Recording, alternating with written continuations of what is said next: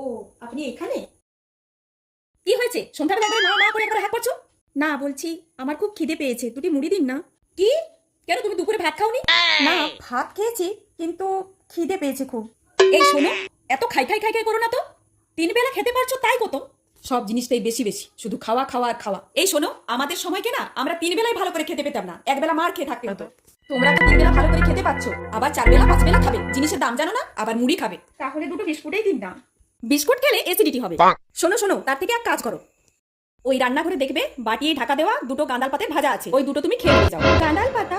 হ্যাঁ হ্যাঁ, ওই দুপুরে খোকাকে দিয়েছিলে, সেগুলো খাইনি, তাই ভাবলাম তুলে রাখি, ফেলা যাবে।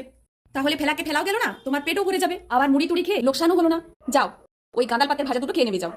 ঠিক আছে, যাই গাঁদাল পাতাগুলোই খেয়ে নি। এমন কিপ্টে লোক আমি বাবার জন্মে দেখিনি। মুড়ি খাবে, বিস্কুট খাবে, দাম জানে না জিনিসের, যত সব।